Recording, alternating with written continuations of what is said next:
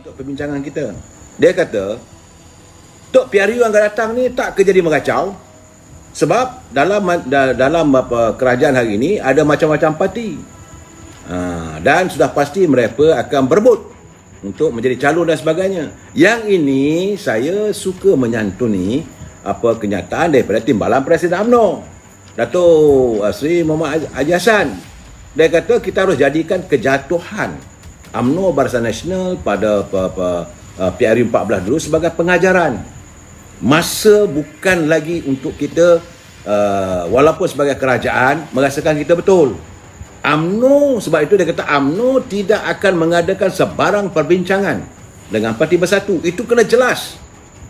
Jadi rakyat pun nak tahu. Dan bagi kita, saya yakin warga UMNO, rakyat bawahan, jelas. Dia kata UMNO tidak akan mengadakan sebarang perbincangan dengan Bersatu berhubung pembagian kerusi dalam kita menghadapi musim pilihan raya akan datang. Dan dia kata lagi, kerana itu beliau bertanya pada PAS, sila nyatakan bagaimana anda punya ketetapan. Apakah mahu masih terus menyantuni Muafakat Nasional atau masih lagi nak main dua kolam? Kalau sampai dah dekat, dia kata, bila dah tak larat, dia baru cari lubang untuk kita buang najis, itu letih lah saudara. Jadi pimpinan PAS, saya lihat ada kiriman tadi daripada ahli akar umbi. Dia kata bahawa peringkat akar umbi memang mengharapkan Muafakat Nasional. Cuma yang ada bermasalah adalah peringkat atasan. Dan mereka yang masih megang jawatan menteri nak main dua kolam lagi. Akar umbi pun benci. Saya dapatan saya bahawa warga PAS di peringkat akar umbi pun mereka pun dalam keadaan bosan dengan percaturan politik acuan ataupun adunan pimpinan tertinggi. Macam mana juga ahli UMNO juga marah. Ahli UMNO marah kalau melihat UMNO ni nak menyantuni parti PBM. Memanglah mereka akan kecewa. Sebab itu ada ahli akhirnya apabila Datuk Ismail Sabri melantik Tan Sri Muhyiddin sebagai pengurusi MPN, Majlis Pemulihan Negara, Bertaraf Menteri, ada yang letak jawatan terus. Begitu juga ahli akar umbi. Begitu juga ahli PAS, mereka juga kecewa dengan percaturan politik yang lebih banyak melontarkan retorika. Datuk Seri Presiden UMNO, Datuk Seri Ahmadi telah pun menyatakan dengan jelas bahawa masa kita tidak lagi untuk melontarkan kenyataan-kenyataan yang super wow. Enough is enough. Sekarang masa bekerja. Dan kepada beliau, saya malam ini minta sekali lagi, Datuk Seri Presiden, jangan lupa calon-calon akan datang, pastikan anak-anak muda, pastikan muka-muka baru. Kalau yang ada sekarang ni, yang berkeladak muka tu, dah tak boleh pakai dah. Rakyat pun tak nak. Betul mereka sekarang jadi menteri, tapi kalau menteri pun rakyat dah buat tak pandang dah. Buat apa kita menimba kekalahan? Cukuplah kita melalui zaman silam yang silap. Saya cakap terus terang, zaman waktu Datuk Seri Najib jadi Presiden UMNO dulu tu, bawa orang keliling tu menipu beliau. Kesian saya tengok. Yes sir, akhirnya tak ke mana pun. Dan hari ini saya melihat suasana lebih kurang sama. Cuma yang saya katakan 2 hari lepas saya pergi ke Ibu Pejabat UMNO, saya ada kelegaan. Sebab parasit tidak lagi berada di rumah UMNO. Mungkin mereka sibuk mencari projek, pergi kejar menteri dan apa semua tu. Biarkan mereka di situ dan bersihkan. Yang saya lihat, yang hadir, yang datang, bertemu dengan pimpinan, bertemu dengan urus setia UMNO adalah wajah-wajah yang baru, yang bersih, yang committed pada perjuangan. Datang nak bagi tahu laporan, cawangan saya begini, bahagian saya begini, ini program kami, nak kita hadapi, nak satu. Sebab saudara, saya menyatakan terus terang, saya yakin bahawa pilihan raya akan diadakan sekitar dalam 7-8 bulan lagi. Jadi pimpinan akar umbi kena bersiap-siap saya sekarang. Datuk Seri kena minta daripada perangkat bahagian nama-nama yang baru. Betul lah, minta lah 5-6 nama, tapi perhati nilaikan betul-betul. Sebab rakyat, dapatan saya bahawa rakyat peringkat bawah mahu melihat bahawa UMNO melakukan islah kepimpinan. Mesti ada reformasi. Dan kita nak bagi tanya dengan PAS betul-betul. nak bersama atau tidak dengan Muafakat Nasional. Kalau tak ada, okey, cukup sampai di sini. Memang ini akan menghancurkan hati warga PAS peringkat akar umbi. Saya tahu. Saya dapat dapatan saya. Mereka begitu kecewa seandainya Muafakat Nasional ini terburai di tengah jalan. Nak buat macam mana? Bukan kehendak kita, kehendak pimpinan. Kehendak pimpinan yang nak main dua kolam. Kita melihat dengan penuh keikhlasan.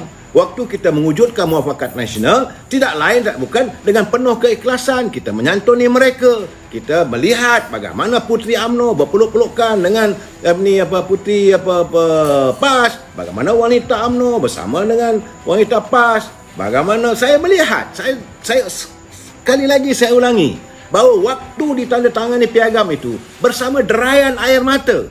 Derayan air mata penuh pengharapan. That is the moment. Itulah masanya, termeterailah sudah perbalahan yang sekian lama antara UMNO dengan PAS ini. Selesai.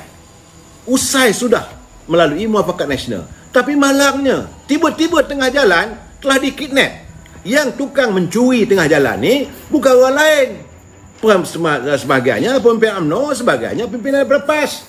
Sebab mereka mempunyai kepentingan untuk diri mereka. Mereka tidak melihat secara global, secara besar. Bagi mereka sekarang ni, this is the time. Bila UMNO dengan PAS bersatu ni kita kuat, okey, kita minta itu, kita minta ini. Bukan itu ahli akar umbi. Saya berjumpa dengan Sabiqun PAS. Sabiqun PAS ni adalah orang lama, yang usianya 60 tahun ke atas. Mereka juga begitu menyantuni. Tetapi ke mana akhirnya kita tewas di tengah jalan? Akhirnya kusangka panas hingga ke petang, rupanya hujan di tengah hari.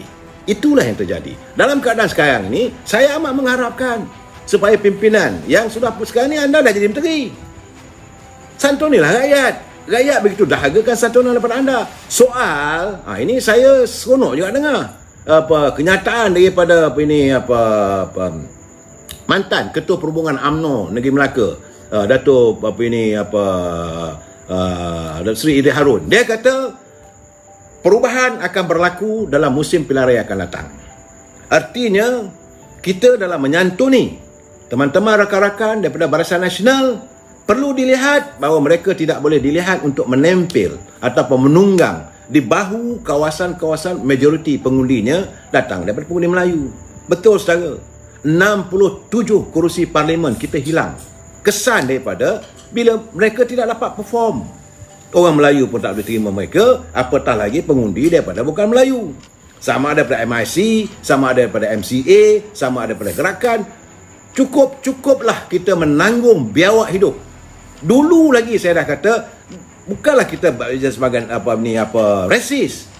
Selama-lamanya UMNO menunjukkan sikap toleransi dengan pimpinan daripada MCA, daripada MIC, daripada gerakan. Kita bertoleransi. Kita korbankan kawasan-kawasan majoriti pengundi Melayu.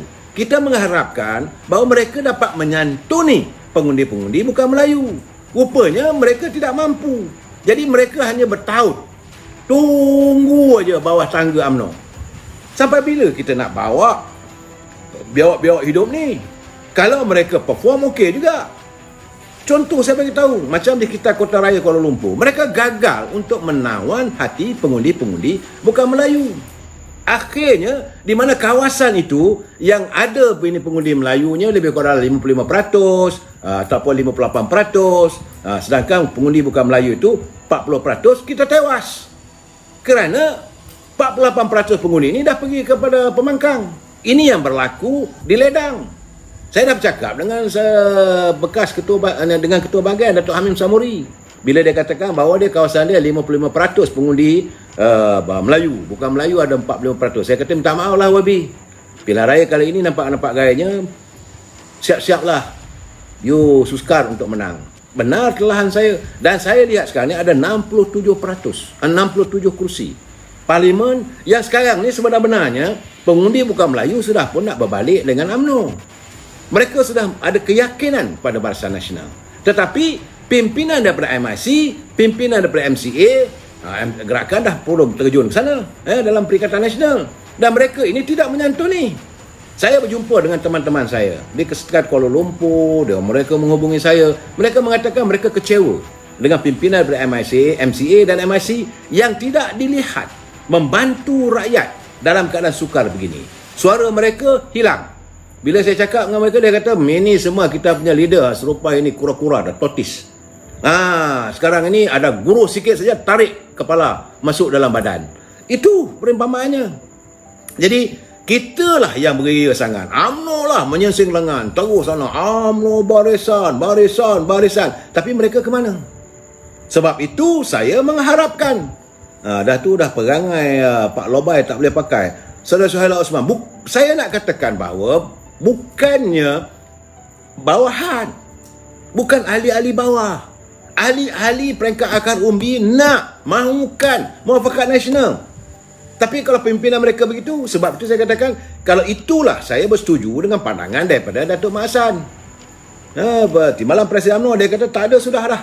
Walaupun dah 75% kita dah selesai, mengenai kawasan yang PAS menang, PAS akan bertanding, kawasan UMNO bertanding, pembagian kursi. Lepas itu ada pula orang kata tak selesai lagi. Dan masih lagi berbolok-bolok. Cukup-cukuplah. Saya yakin kali ini akar umbi PAS juga mereka faham. Akar umbi UMNO pun faham. Saya melihat di peringkat akar umbi antara UMNO dengan PAS, tak ada masalah macam dulu. Dah tak ada dah. Cuma lebay-lebay atas tu kita tinggalkan mereka. Biarkanlah, sebab mereka pun sekarang ni dah tak pakai lebay pun dah. Dah pakai coat, dah ada driver, dah pakai tie, dah ada bodyguard, dah jadi menteri, dah jadi timbalan menteri, jadi pengurusi JSC, dah lupa. Jadi biarlah mereka. Biarlah warga PAS sendiri mengajar mereka. Dan kita santuni ahli akar umbi. Dan kepada ahli-ahli peringkat bawahan, apa yang disarankan oleh Datuk Idris Harun, bekas ketua perhubungan UMNO Melaka, dia kata cukup dah. Kita cukuplah kita menyantuni parti daripada MIC, MCA dan gerakan dah tak ada dah. Dua ni. Kalau ada pun orang kata tak menambah, kalau tak ada pun tak berkurang. Kadang-kadang kalau ada pun jadi antah, buat apa bukan boleh bawa nasi. Cukuplah kita berlapang dada. Datuk Seri Presiden, yang paling penting, turunkanlah wira-wira UMNO yang muka baru untuk kita hadapi, kita ladani dalam pilihan raya akan datang, dan besok kita dengar apa titah tuanku di persidangan Parlimen Penggal ke-4 besok. Wabillahi taufiq wal hidayah. Assalamualaikum warahmatullahi wabarakatuh. Selamat malam dan selamat beristirahat.